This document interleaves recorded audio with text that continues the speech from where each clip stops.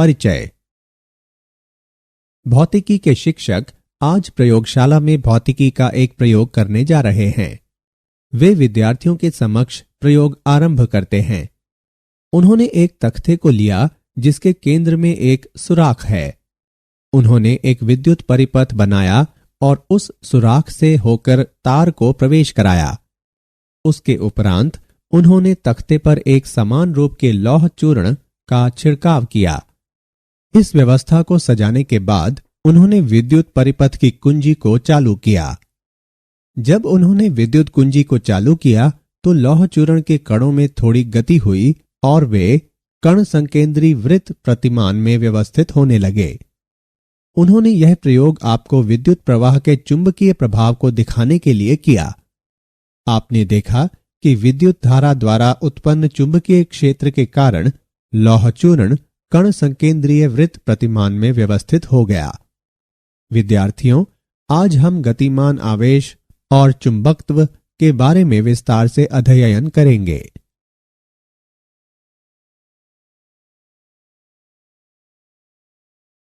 उद्देश्य। इस पाठ के अंत में आप निम्न करने में सक्षम हो जाएंगे: ऑस्ट्रेड के प्रयोग की व्याख्या करना, लोरेंज बल को परिभाषित करना, फ्लेमिंग के वामहस्त नियम और मैक्सवेल के कॉर्क स्क्रू नियम को परिभाषित करना, विद्युत धारावाही चालक पर चुंबकीय बल का परिकलन करना, संयुक्त विद्युत और चुंबकीय क्षेत्र में गति की व्याख्या करना, साइक्लोट्रॉन का वर्णन करना, बायो-स्वार्ट नियम को परिभाषित करना, विद्युत धारावाही वृत्ताकार पाश के अक्ष पर चुंबकीय क्षेत्र का परिकलन करना। ऑस्ट्रेड का प्रयोग। ऑस्ट्रेड ने अवलोकन किया कि एक सीधे तार में विद्युत धारा प्रवाहित करने पर नजदीक रखी हुई चुंबकीय सुई में विपेक्ष उत्पन्न हुआ। जब तार को सुई के ऊपर रखा गया और दक्षिण से उत्तर से दक्षिण की विद्युत धारा प्रवाहित की गई तो चुंबकीय सुई का उत्तरी ध्रुव पश्चिम की ओर विक्षेपित हो गया। जब तार को सुई के नीचे लाया गया तो सुई की विपरीत दिशा में विक्षेपण हुआ। सुई तार के केंद्रतः वृत्त की स्पर्श रेखा संरेखित होती है। विद्युत प्रवाह बढ़ने पर विक्षेपण अति प्रबल होता है या सुई को तार के निकट लाता है। तार के चारों ओर छिड़के गए लौह चूर्ण अपने आप को तार के संकेंद्री वृत्तों में व्यवस्थित कर लेते हैं।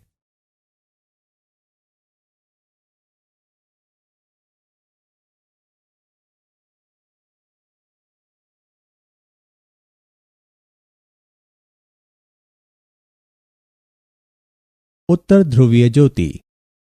ध्रुवों के निकट अक्षांश रेखाओं पर आकाश में देदीप्यमान रंग प्रदर्शित होते हैं, जो एक प्राकृतिक परिघटना है। सौर प्रज्वल के समय सूर्य के इलेक्ट्रॉन और प्रोटॉन उत्सर्जित होते हैं, जिनमें से कुछ कुंडलिनी पथ पर पृथ्वी के चुंबकीय क्षेत्र के पाश में फंस जाते हैं। ये कण ध्रुवीय प्रदेश के निकट इकट्ठा हो जाते हैं, जहां पृथ्वी की चुंबकीय क्षेत्र रेखाएं नजदीक होती हैं। वे आवेशित कण किन्हीं विशेष परिस्थितियों में वायुमंडल के अणुओं और परमाणुओं से टकराते हैं और इनसे प्रकाश उत्सर्जित होता है। यह परिघटना उत्तर दिशा में उत्तर ध्रुवीय ज्योति और दक्षिण दिशा में दक्षिण ध्रुवीय ज्योति कहलाती है। लोरेंज बल। किसी चुंबकीय क्षेत्र B पर जब V गति के साथ Q आवेश गतिमान होकर बल आरोपित करता है तो सामान्य रूप से यह चुंबकीय लोरेंज बल कहलाता है। इसके द्वारा दिया जाता है कि F बराबर Q गुणा V और B का गुणनफल। परिणाम स्वरूप F बराबर QVB sin थीटा। किसी चुंबकीय क्षेत्र में गतिमान आवेशित कण पर इसका चुंबकीय बल होता है। महत्तम मान जब कण चुंबकीय क्षेत्र के अभिलंबवत गतिमान होता है, F max बराबर QVB। न्यूनतम मान जब कण चुंबकीय क्षेत्र अथवा विपरीत क्षेत्र की दिशा में गतिमान होता है, F min बराबर 0।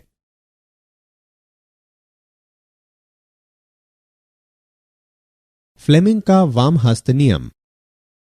यदि बाएं हाथ की तर्जनी, मध्यमा और अंगूठे को एक दूसरे के अभिलंबवत फैलाएं तो तर्जनी चुंबकीय क्षेत्र, मध्यमा विद्युत प्रवाह और अंगूठा बल की दिशा निरूपित करते हैं।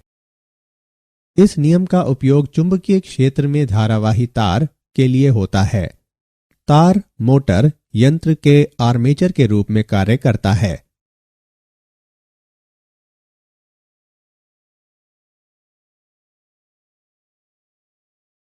मैक्सवेल का कॉर्क स्क्रू नियम। कल्पना कीजिए, दक्षिण हस्त कॉर्क स्क्रू को विद्युत धारावाही चालक के साथ स्थापित किया जाता है। यदि स्क्रू को इस प्रकार घूर्णन कराया जाता है कि यह विद्युत धारा की प्रवाह की दिशा में गतिमान हो, तो अंगुष्ठ के घूर्णन की दिशा चुंबकीय रेखाओं के बल की दिशा को इंगित करती है। विद्युत धारावाही संचालक पर चुंबकीय बल। जब किसी चालक को चुंबकीय क्षेत्र में स्थापित किया जाता है तो चालक में संगठित धारा का वहन करने वाला गतिमान आवेश चुंबकीय बल की अनुभूति कराता है। हम एक चालक के अनुभाग पर विचार करते हैं जिसका एक समान अनुप्रस्थ काट क्षेत्र A एक समान चुंबकीय क्षेत्र B में आई विद्युत धारा तत्व का वहन करता है। हम विचार करते हैं कि चालक का विद्युत धारा तत्व IDL है। चालक के तत्व DL में मुक्त इलेक्ट्रॉन की संख्या NaDL है, जहां N संचालक में मुक्त इलेक्ट्रॉन के घनत्व की संख्या है। विद्युत धारा तत्व IDL द्वारा स्थापित चुंबकीय बल को -ENaDL गुणा V और B के गुणनफल द्वारा दर्शाया जाता है, जो I गुणा DL और B के गुणनफल के बराबर है, जहां I चालक में विद्युत प्रवाह है। चालक पर परिणामी बल F चालक के संघटन में सभी तत्वों के योगदान का सदिश योग है। अब हम परिणाम के रूप में पाते हैं F बराबर I गुणा L और B का गुणनफल। सरल चालक पर चुंबकीय बल का परिणाम दिया गया है F बराबर BIL sin थीटा। उदाहरण। अब हम एक उदाहरण द्वारा विद्युत चालक पर चुंबकीय बल को समझते हैं। 0.1 मीटर लंबाई का एक क्षैतिज तार 6 एम्पीयर विद्युत धारा का वहन करता है। इस तार के भार पर चुंबकीय क्षेत्र के परिणाम और दिशा का अवलंब क्या हो सकता है, जहां द्रव्यमान 3 गुणा 10 बढ़कर घातांक -3 किलोग्राम हो जाता है। चलें इसका हल देखते हैं। यहां दिए हुए मान हैं L बराबर 0.1 मीटर, I बराबर 6 एम्पियर, M बराबर 3 गुणा 10 से बढ़कर घातांक -3 किलोग्राम। विद्युत धारावाही तार पर चुंबकीय क्षेत्र के कारण उत्पन्न बल जब चुंबकीय क्षेत्र सामान्य से सरल चालक तक BIL के समान है। तार का द्रव्यमान mg में दिया हुआ है। इन दोनों समीकरणों की तुलना करने पर हम पाते हैं BIL बराबर mg। इसे इस प्रकार से लिखा जा सकता है B बराबर mg बटे IL। मान रखने और गणना करने पर हम पाते हैं B बराबर 0.49 टेस्ला। यहां तार के भार पर 0.49 टेस्ला के चुंबकीय क्षेत्र का सहयोग रह सकता है। चुंबकीय क्षेत्र में कुंडलिनी गति। हम विचार करते हैं कि B के लंबवत वेग V के साथ एक समान चुंबकीय क्षेत्र B में आवेश Q विचरण करता है। चुंबकीय बल सदैव V पर लंबवत कार्य करता है।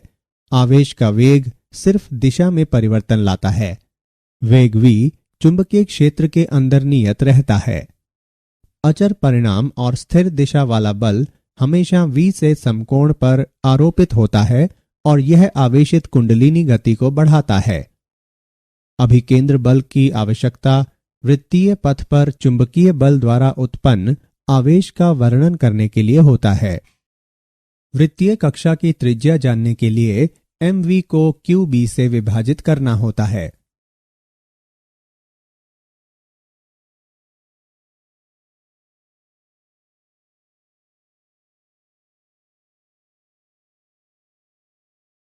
हम विचार करते हैं कि किसी कण का प्रारंभिक वेग v चुंबकीय क्षेत्र B के साथ एक पक्षीय या स्वैच्छिक कोण बनाता है। जब घटक चुंबकीय क्षेत्र में लंबवत होता है तो उसका वेग चुंबकीय क्षेत्र के समानांतर होता है। परिणाम स्वरूप वृत्तीय कक्ष का निर्माण होता है। कुंडलिनी की त्रिज्या को वृत्ताकार पदार्थ के कक्षा की त्रिज्या के रूप में परिभाषित किया जाता है। इस तरह कुंडलिनी की त्रिज्या वेग के लंबवत घटक को आवृत्ति से विभाजित कर प्राप्त किया जा सकता है। यह m गुणा वेग का लंबवत घटक विभाजित QB के बराबर होता है।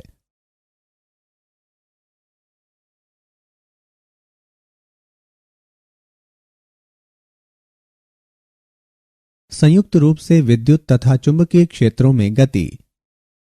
वेग वर्णनकर्ता। यदि कोई आवेश वेग के साथ किसी ऐसे क्षेत्र में प्रवेश करता है जहां विद्युतीय और चुंबकीय क्षेत्र इस प्रकार है कि विद्युतीय और चुंबकीय बल समान और विपरीत है, तो उस क्षेत्र में आवेश का विक्षेपण नहीं होगा। यह तब संभव है जब विद्युत बल और चुंबकीय बल आपस में एक दूसरे के लंबवत हों। साइक्लोट्रॉन। साइक्लोट्रॉन एक ऐसा यंत्र है जिसका उपयोग प्रोटॉन या आयन जैसे आवेशित कणों में उच्च ऊर्जाओं तक त्वरण उत्पन्न करने के लिए होता है। साइक्लोट्रॉन के सिद्धांत एवं कार्य। साइक्लोट्रॉन एक सिद्धांत पर काम करता है। इसके अनुसार चुंबकीय क्षेत्र किसी वृत्ताकार पथ पर अपनी गति से मुक्त आवृत्ति के साथ गतिमान आवेशित कण में बाधक होता है, जहां विद्युत क्षेत्र इसे त्वरित कर सकता है। साइक्लोट्रॉन एक रिक्त गोलाकार पात्र से बना होता है जिसमें दो डीज अंग्रेजी वर्णमाला के अक्षर डी के आकार के होते हैं, जो एक दूसरे से अलग होते हैं। दोनों डीज अपने सीधे किनारों पर खुले हैं। पात्र को बहुत ही शक्तिशाली विद्युत चुंबक के ध्रुवों के बीच स्थापित किया जाता है। डीज के रिक्त स्थान के बीच उच्च आवृत्ति वाले प्रत्यावर्ती धारा वाले विद्युत दोलक को स्थापित किया जाता है। स्रोत आयनों में त्वरण उत्पन्न करता है। कल्पना कीजिए धनात्मक आवेश Q और द्रव्यमान M के साथ एक आयन रिक्त स्थान केंद्र पर है जब D2 के सापेक्ष D1 ऋणात्मक विभव पर है। D के अंदर चुंबकीय क्षेत्र आयन को उसके रास्ते से R त्रिज्या वाले अर्धवृत्त की ओर मोड़ देता है। यहां आवेश निम्न संबंध स्थापित करता है। QVB बराबर MV वर्ग बटे R। साइक्लोट्रॉन आवृत्ति जिस पर आयन क्षेत्र में गमन करता है उसे QB बटे 2 पाई M द्वारा दर्शाया जाता है। D में आयन द्वारा एक अर्धवृत्त को पूरा करने के लिए गया समय पाई M बटे QB द्वारा बताया जाता है। अनुनाद की स्थिति में आयन बारंबार त्वरित होने और ऊर्जा प्राप्त करने के लिए डीज के बीच में एक निश्चित समय पर पहुंचता है। अनुनाद की स्थिति में यह ऊर्जा कक्षा के आकार को बढ़ाने को छोड़कर कुछ नहीं करता है। आयन रिक्त स्थान से गुजरते समय हर बार ऊर्जा प्राप्त करने के लिए एक स्प्रिल पथ बनाता है, लेकिन प्रत्यावर्ती धारा विभिन्न चरणों में रन जाता है। डी की त्रिज्या में आयन वांछनीय ऊर्जा प्राप्त करता है। यह ऋणात्मक आवेशित प्लेट और यंत्र की पत्ती द्वारा विक्षेपित हो जाता है। आयन द्वारा प्राप्त महत्तम ऊर्जा को B वर्ग, R वर्ग और Q वर्ग के गुणनफल को 2m से विभाजित कर दर्शाया जाता है। संयोजन की श्रेणी में V बराबर V1 plus V2 plus V3, जहां समानांतर संयोजन में Q बराबर Q1 plus Q2 plus Q3, संयोजन की श्रेणी में CS का व्युत्क्रम बराबर 1 बटे C1 प्लस 1 बटे C2 प्लस 1 बटे C3, जहां समानांतर संयोजन में CP बराबर C1 plus C2 plus C3। संयोजन की श्रेणी में धारिता को कम करने के लिए संधारित्र श्रेणी में जुड़े होते हैं, जहां समानांतर संयोजन में संधारित्र धारिता बढ़ाने के लिए समानांतर क्रम में जुड़े होते हैं।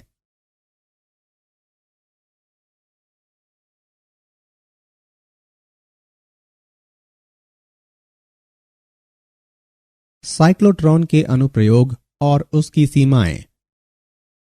आणविक प्रतिक्रिया के अध्ययन में इसका इस्तेमाल होता है। इसका उपयोग आयनों के ठोस में प्रत्यापरण और उनके गुणों के रूपांतरण में होता है। इसका उपयोग रेडियोएक्टिव पदार्थों के उत्पादन में होता है जो बीमारियों के निदान और उपचार में काम आता है। उच्च वेग में सापेक्ष द्रव्यमान घटने से साइक्लोट्रॉन की आवृत्ति कम हो जाती है। इसकी वजह से विद्युत दोलक के साथ ये कण अनुनाद से बाहर चले जाते हैं। न्यूट्रॉन की तरह यह विद्युतीय उदासीन कणों के त्वरण में उपयोग में नहीं आता है। बायो-सवार्ट नियम। यह किसी बिंदु पर चुंबकीय क्षेत्र का गणितीय विवरण है जो विद्युत धारा तत्व के माध्यम से विद्युत धारावाही से दृष्टिगोचर होता है। बायो-सवार्ट नियम व्यक्त करता है कि किसी बिंदु P पर विद्युत प्रवाह IDL के सापेक्ष सदिश R और प्रवाही धारा I सक्रिय होती है तो चुंबकीय क्षेत्र dB का परिणाम है विद्युत धारा I के समानुपाती, विद्युत प्रवाह तत्व की लंबाई dl के समानुपाती, साइन थीटा के समानुपाती जहां थीटा r और dl के बीच के कोण हैं, और बिंदु P पर विद्युत धारा तत्व से r दूरी के वर्ग का व्युत्क्रमानुपाती। बायो-सवार्ट नियम का गणितीय स्वरूप। गणितीय स्वरूप में dB बराबर k गुणा I और dl व r कैप का वेक्टर गुणनफल क्रॉस प्रोडक्ट r की घात 2 से विभाजित, जहां k समानुपाती नियतांक है और इसका मान μ0/4 पाई द्वारा दर्शाया जाता है। अब सदिश रूप में बायो-सवार्ट नियम। dB बराबर μ0/4 पाई गुणा I और dl व r कैप का वेक्टर गुणनफल क्रॉस प्रोडक्ट r की घात 2 से विभाजित, और परिणाम रूप dB बराबर μ0/4 पाई गुणा I dl साइन थीटा बटे r की घात 2। विद्युत धारावाही वृत्ताकार पाश के अक्ष पर चुंबकीय क्षेत्र। विचार किया जाए कि r त्रिज्या वाले वृत्ताकार पथ I विद्युत धारा प्रवाहित कर रहा है। हमें विद्युत धारा पाश से प्रभावित बिंदु P पर चुंबकीय क्षेत्र की गणना करनी है। बिंदु P विद्युत धारा पाश के अक्ष पर स्थित है। हम विचार करते हैं कि एक अति सूक्ष्म तत्व AB की लंबाई dl है। बायो-सवार्ट नियम के अनुसार P पर कोई चुंबकीय क्षेत्र है तो इसे इस प्रकार दिखाते हैं μ0/4 पाई गुणा I dl साइन थीटा और a वर्ग द्वारा विभाजित। यहाँ थीटा बराबर 90 डिग्री और साइन 90 बराबर 1। अतः P पर चुंबकीय क्षेत्र μ0/4 पाई गुणा I dl और a वर्ग द्वारा विभाजन के रूप में दर्शाया जाता है। विभिन्न तत्वों के कारण P पर चुंबकीय क्षेत्र विभिन्न दिशाओं में होगा। Cp के समानांतर सभी घटकों को जोड़ा जाता है जबकि Cp के लंबवत सभी घटकों को हटाया जाता है। अब विद्युत धारा पाश के कारण P पर कुल चुंबकीय क्षेत्र को dB साइन बीटा के कुल संकलन से दिखाया जाता है। इस समीकरण में मान को रखने पर हम P पर कुल चुंबकीय क्षेत्र μ0I/4 पाई वर्ग गुणा साइन बीटा और 2 पाई r के बराबर पाते हैं। लेकिन साइन बीटा बराबर r/a, अतः P पर कुल चुंबकीय क्षेत्र μ0IR वर्ग बटे 2a घन के बराबर है।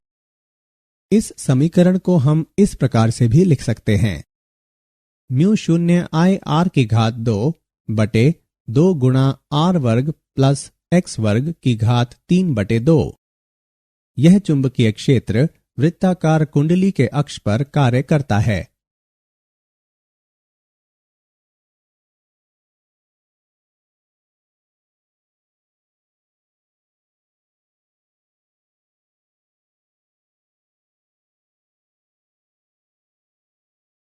क्या आप जानते हैं साइक्लोट्रॉन और उसकी किरण पुंज रेखाएं लगभग 1.5 मेगावाट ऊर्जा खपत करती हैं।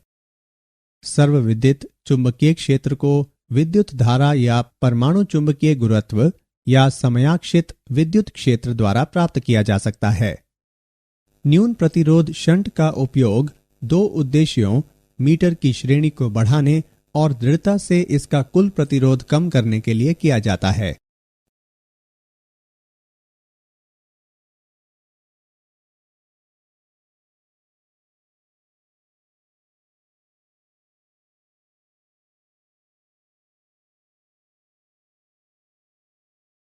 सारांश। आइए हमने जो कुछ सीखा है उसे संक्षेप में दोहराएं। ऑस्ट्रेड ने अवलोकन किया कि एक सीधे तार में वाहक विद्युत धारा चुंबकीय सुई के निकट विक्षेपित हो जाता है। किसी चुंबकीय क्षेत्र में गतिमान आवेशित कण पर चुंबकीय बल का मान महत्तम होता है जब कण चुंबकीय क्षेत्र के लंबवत गुजरता है। फ्लेमिंग के वाम हस्त नियम का उपयोग चुंबकीय क्षेत्र में विद्युत वाही तार के लिए होता है जब तार यंत्र में आर्मेचर के रूप में काम करता है। मैक्सवेल का कॉर्क स्क्रू नियम बताता है यदि स्क्रू इस प्रकार घूर्णन करे कि यह विद्युत धारा के प्रवाह की दिशा में गतिमान हो तो अंगूठे के घूर्णन की दिशा चुंबकीय रेखाओं पर आरोपित बल की दिशा में इंगित करती है। अभिकेंद्र बल का उपयोग चुंबकीय बल द्वारा उत्पन्न वृत्ताकार पथ पर आवेश को जानने के लिए होता है। कुंडलिनी की त्रिज्या कक्षा के वृत्ताकार पदार्थ की त्रिज्या के रूप में परिभाषित की जाती है। साइक्लोट्रॉन एक यंत्र है जिसका उपयोग आवेशित कण को त्वरित करने के लिए होता है ताकि प्रोटॉन या आयन उच्च ऊर्जा प्राप्त कर सके। चुंबकीय क्षेत्र किसी वृत्ताकार पथ पर अपनी गति से स्वतंत्र आवृत्ति वाले गतिमान आवेशित कण को बाधित कर सकता है।